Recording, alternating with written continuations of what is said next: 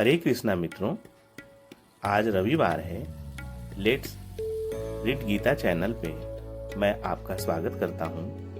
मित्रों, आज हम गीता के अध्याय 5 के 11 श्लोकों का पाठ करेंगे। अध्याय 5 का शीर्षक है कर्म योग।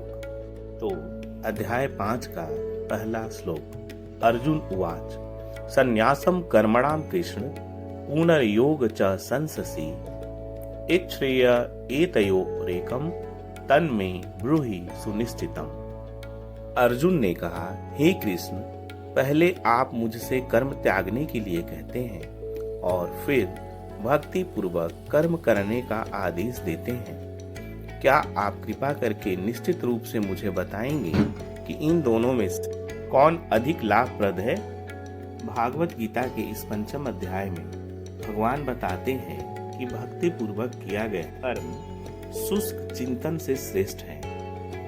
भक्ति पथ अधिक सुगम है क्योंकि दिव्य स्वरूप भक्ति मनुष्य को कर्म बंधन से मुक्त करती है। श्री भगवान उवाच संन्यासः कर्म योगश्च निह श्रेयस्करावुभौ तयोस्तु कर्म संन्यासात् कर्म योगो विशिष्यते। श्री भगवान ने उत्तर दिया, मुक्ति के लिए तो कर्म का परित्याग तथा भक्तिमय कर्म अर्थात कर्मयोग दोनों ही उत्तम है, किंतु इन दोनों में से कर्म के परित्याग से भक्ति युक्त कर्म श्रेष्ठ है। ज्ञेयः स नित्य सन्यासी यो न द्वेष्टि न कांक्षति निर्द्वंदो ही महाबाहो सुखम बंधनातम प्रमुच्यते। जो पुरुष ना तो कर्म फलों से घृणा करता है और ना कर्म फल की इच्छा करता है, वह नित्य सन्यासी जाना जाता है। हे महाबाहु अर्जुन, ऐसा मनुष्य समस्त द्वंद्वों से रहित होकर भवबंधन को पार कर पूर्णतया मुक्त हो जाता है। सांख्य योगौ पृथग बालाः प्रवदन्ति न पंडिताः एकम प्या अस्थितः समयगु भव विन्दते फलम। ज्ञानी ही कर्म योग को भौतिक जगत की विश्लेषणात्मक अध्ययन अर्थात सांख्य से भिन्न कहते हैं। जो वस्तुतः ज्ञानी है वे ये कहते हैं कि जो इनमें से किसी एक मार्ग का भली भांति अनुसरण करता है वह दोनों के फल प्राप्त कर लेता है। यहाँ पर सांख्य योग और कर्म योग को एक ही बताया गया है। दोनों के द्वारा उद्देश्य एक ही होता है, अर्थात विष्णु या परमात्मा की खोज। एक विधि से वृक्ष की जड़ खोदी जाती है और दूसरी विधि से उसको सींचा जाता है। अतः मूलतः इन दोनों में कोई भेद नहीं है, क्योंकि दोनों का उद्देश्य भगवान विष्णु की प्राप्ति है। यत् सांख्यः प्राप्यते अस्थानं तद्योगैरपि गम्यते एकम सांख्यम च योगम च यः पश्यति स पश्यति।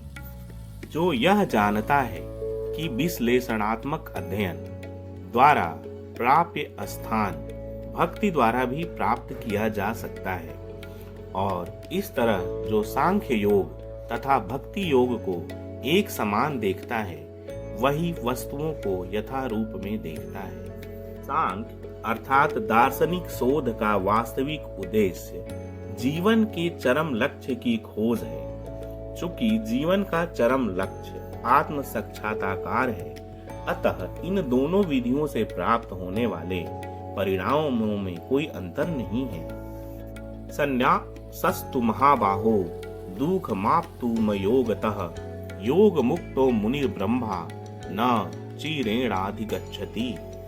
भक्ति में लगे बिना केवल समस्त कर्मों का परित्याग करने से कोई सुखी नहीं बन सकता, परंतु भक्ति में लगा हुआ विचारवान व्यक्ति शीघ्र ही परमेश्वर को प्राप्त कर लेता है।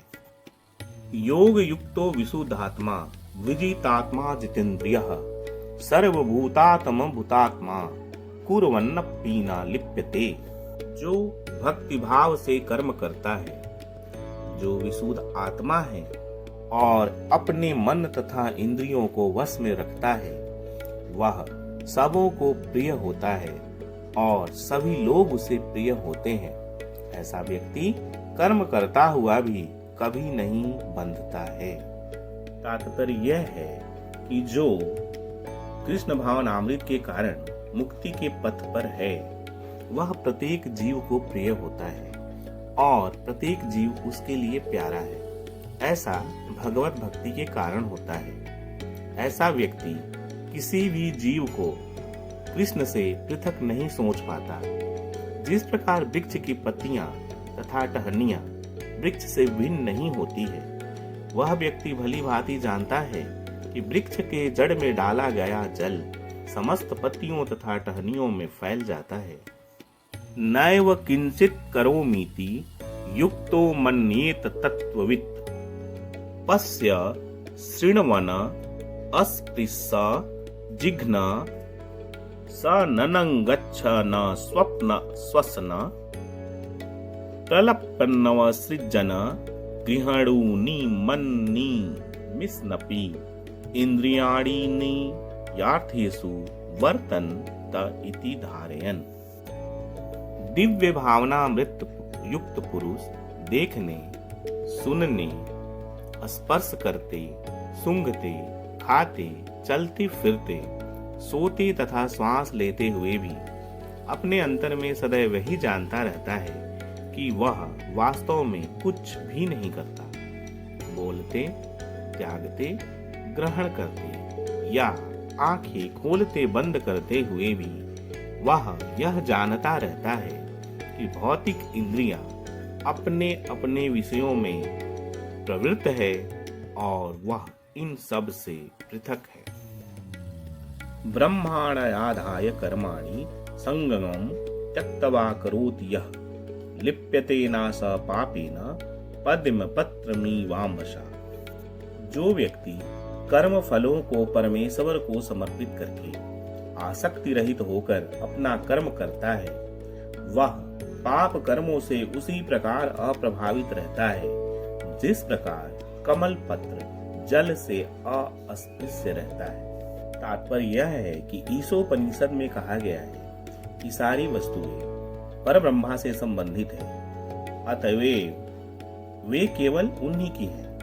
जो यह भली भांति जानता है कि प्रत्येक वस्तु कृष्ण की है और वे ही प्रत्येक वस्तु के स्वामी हैं, अतः प्रत्येक वस्तु भगवान की सेवा में ही नियोजित है। उसे स्वभावतः शुभ अशुभ कर्म फलों से कोई प्रयोजन नहीं रहता है। तब वह पाप कर्मों के कलमश से वैसे ही अलग रहता है जैसे कि कमल पत्र जल में भीग कर भी भीगता नहीं है।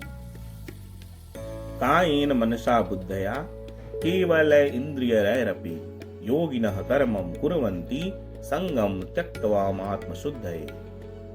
योगी जन आसक्ति रहित होकर शरीर, मन, बुद्धि तथा इंद्रियों के द्वारा भी केवल शुद्धि के लिए कर्म करते हैं। मित्रों, आज के लिए इतना ही। अगले रविवार हम अगले श्लोक के साथ फिर आपसे मिलेंगे। तब तक के लिए हरे कृष्ण कृष्ण कृष्ण हरे हरे, हरे राम राम राम हरे हरे। आपका दिन शुभ हो। नमस्कार।